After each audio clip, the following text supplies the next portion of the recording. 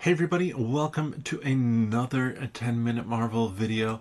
I'm Petter, and today I want to talk about why the other witches are on the road. And I'm only going to cover 3 of the witches. If you want to know why I think Rio might be on the road, or at least who Rio's character is, you can do that in the video I put out today on who the teen and Rio might actually be. But that still leaves us with 3 witches. I'd even say 4. Let's do 4 witches. Let's talk about why Agatha here is on the road as well. First off, let's kick it off actually with Agatha.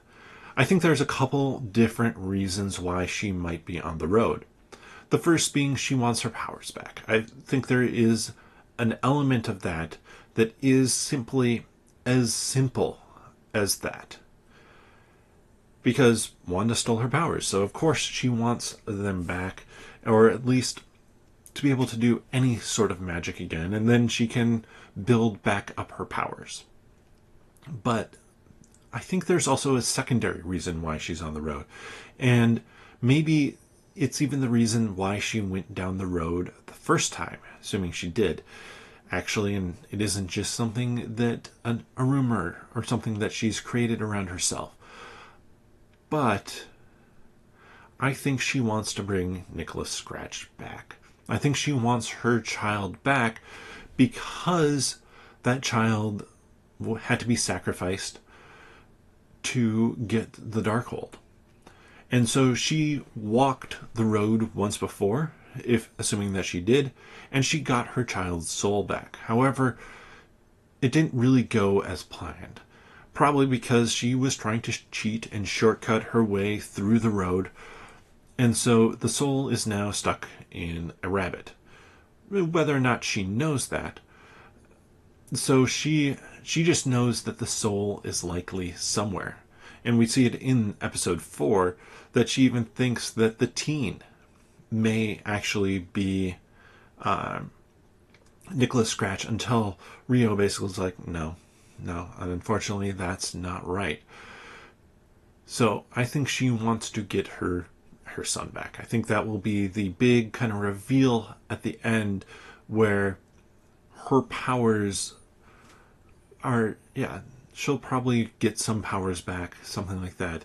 But what she wants is to be, well, basically back with her child. Then, next up, let's talk about Jennifer Kale. Because I think this one, again, they lay it out really well. In that what she wants to have basically the bond broken so that she's able to do magic again. Now, the implication is that, and again talked about here in episode 4 of Agatha All Along, is that there was somehow this man was able to bind her and keep her from her magics, at least for the most part. Obviously, we've seen her create potions, but I don't think that's truly the full extent of her magic. In fact, she was referred to by Lilia Calderu as High Priestess. So, obviously, she wielded considerable magic around seemingly mainly like healing arts and stuff like that. At least that's how she was using them. So, I think, again, fairly simple. She thinks that she needs to break the binding that this man put on her. I think that it's more in her head. When we see kind of the moment, or what I suspect is the moment, where she loses her powers in that attempted drowning that happened, I think it's her. I think she is in her own head, keeping herself from being able to cast magic because it feels so hard and so hurtful and painful. And she remembers that moment as a situation where I like, I was almost killed because I have powers. If I don't have powers, I can just lead an exceedingly long but normal life because nobody's going to be coming after me. Nobody's going to be drowning me. Nobody's going to be dealing with me. I'm just a normal person. Granted, that led to a lawsuit because her edible probiotic candles were burning people. Then let's move on to Alice Wu Gulliver. Because, again, I think we kind of know, and she said specifically that she is on the road because she wants protection. She's a protection witch, but she wants protection from the family curse that killed her mother, that killed her grandmother, and that we've seen now here on the on the trial in episode 4. And I don't think she has broken it yet. She faced her fear here, but she hasn't faced it yet in the real world. I don't know, and I don't think that kind of this demonic creature can access the Witch's Road. The Witch's Road is a realm for people with magical powers, or who maybe can be summoned there or access it through kind of the gateway, because again, I don't think Sharon Davis has any magical powers. And now